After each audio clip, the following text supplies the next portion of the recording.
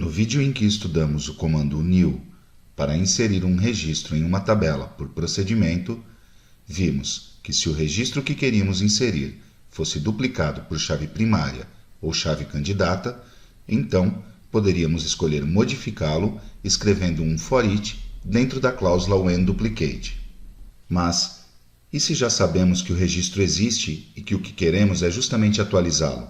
No exemplo, mudar a categoria para a atração turística 3, Torre Eiffel, que sabemos que existe. Existe um comando especial update em procedimentos? A resposta é não. Para atualizar, se utiliza o conhecido comando for each. Com isto, estamos dizendo que o for each não é utilizado apenas para consultar a base de dados, mas também para atualizá-la. No exemplo, se queremos alterar a categoria do registro correspondente à Torre Eiffel, então será suficiente escrever este for each. Estamos percorrendo a tabela Attraction, filtrando por Attraction Name, Eiffel Tower, e para o registro encontrado, atribuindo diretamente valor ao atributo que queremos modificar. Obviamente, poderíamos modificar o valor de quase todos os atributos do registro. E não só dele, mas também de todos os registros relacionados da tabela estendida. Aqui sim, podem ser atualizados muitos registros em uma única operação, ao contrário do que acontecia com o new. Por exemplo, poderíamos modificar o nome do país, escrevendo em espanhol. Vemos que na tabela está em inglês. Então, o for each se posiciona no registro de Attraction Name Eiffel Tower, modifica seu atributo Category ID e acessa o registro do país relacionado por tabela estendida. E nele, modifica seu atributo Country Name, colocando França em espanhol.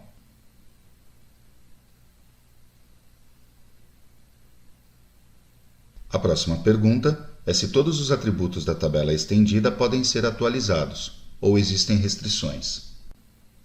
Por exemplo, podemos atualizar atributos da chave primária? Poderíamos mudar o ID de atração para 5? Não. Podem ser atualizados todos os atributos do registro e dos relacionados por tabela estendida, exceto da chave primária. A lista de navegação indicará este erro. Portanto, se precisarmos alterar a chave primária para um registro, não teremos alternativa a não ser criar um novo registro com a nova chave e excluir o anterior. Assim, por exemplo, se o que queremos é mudar para a atração chamada Eiffel Tower o ID para 5 e a categoria para 3, executamos um comando new, que queremos que tenha a mesma tabela base, Attraction. Ali, especificamos o novo valor de chave primária e para o restante dos atributos queremos que assuma os mesmos valores que os do registro do for each em que estamos, com exceção de Category ID, que queríamos aproveitar e alterar para 3. A seguir, o que faremos será executar o comando delete, que apaga o registro no qual estávamos posicionados no for each, ou seja, no nosso caso, o de ID 3. Como vimos no caso do comando new, a atualização por meio de for each realizará verificações de unicidade de registros. Neste caso, só se aplicará quando houver chaves candidatas, ou seja, quando exista um índice unique definido sobre algum atributo. Imaginemos que é o caso de Attraction Name. E que então estamos querendo modificar no for each o nome da atração 3, para que passe a ser Louvre Museum. Antes de tentar fazer essa atualização, o for each irá verificar, utilizando o índice unique, que já não exista um registro com esse valor. Como nesse caso, sim, existe, então não fará nada, o mesmo que acontecia com o new. Mas também, como no new, não fará nada a menos que tenhamos programado cláusula whenDuplicate. Nesse caso, será executado seu conteúdo. Voltaremos a isso mais tarde. Por outro lado, como vimos no caso do comando new, a atualização através de for each não realizará verificações de integridade referencial. Portanto, se a categoria 3 não existe na tabela Category, o programa não controlará. Novamente, se a base de dados tiver declarada a integridade referencial, ela sim a controlará. Portanto, lançará uma exceção e o programa será cancelado. Vejamos na prática. Antes de ir ao GNexus, vejamos os dados que temos em execução. temos as 4 atrações. A terceira é a Torre Eiffel, que tem como categoria a 2. E se vamos observar os dados de categorias, temos apenas 2 categorias, a 1 e a 2. Bem, agora vamos ao GeneXus.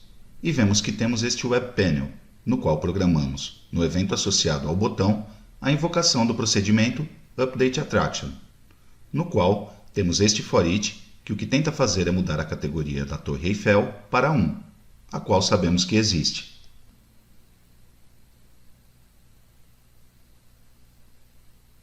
Agora, observemos o que acontece se, em vez de atribuir a categoria 1, que sabemos que existe, atribuímos a ela a categoria 3, que não existe. Testemos. O programa foi interrompido porque o for each não fez controle de integridade e tentou realizar a atualização, mas a base de dados realizou o controle. Portanto, lançou esta exceção que não foi capturada por nosso procedimento para fazer algo com ela. Isto pode ser feito e será nomeado em outro vídeo. Claro, assim como dissemos para o caso do new, a atualização por atribuição dentro do for each de um procedimento também não executará absolutamente nenhuma regra ou evento de transação, ao contrário do que acontece quando se atualiza por meio de Business Component. Aqui vemos um exemplo onde inserimos uma nova categoria, Tourist Site, na tabela Category, e imediatamente percorremos com um for each as atrações turísticas do país China e cidade Beijing, de categoria Monument, alterando essa categoria para a nova, Tourist Site. Outra vez, este código só é válido no source de um procedimento. E o que acontece com o commit? Quando são commitados o registro inserido em Category e os 2 registros modificados em Attraction? Se não escrevemos comando commit de forma explícita no source, então, se também não modificamos o valor padrão da propriedade commit on exit do procedimento, GeneXus adicionará um commit ao final. Isto porque já terá descoberto que no source se está querendo atualizar a base de dados. Em um procedimento onde GeneXus não encontra que a base de dados será atualizada, não o adiciona, mesmo que a propriedade commit on exit esteja configurada em yes.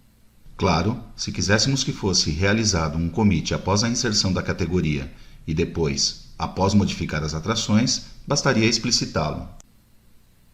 Vejamos um último exemplo. Adicionamos uma transação, City Tour, para representar os tours por cidades oferecidos ao público. Cada City Tour realizará um percurso por um conjunto de atrações turísticas e terá um preço determinado.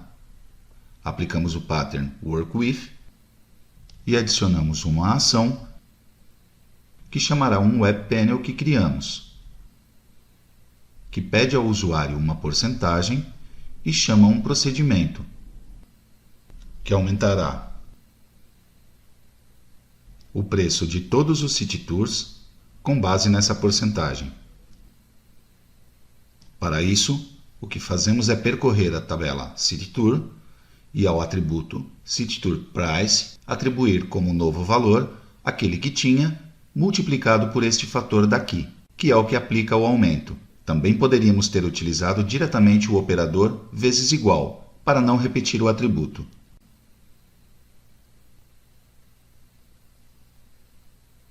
Observemos que a lista de navegação nos informa qual atributo é o que está atualizando da tabela City Tour.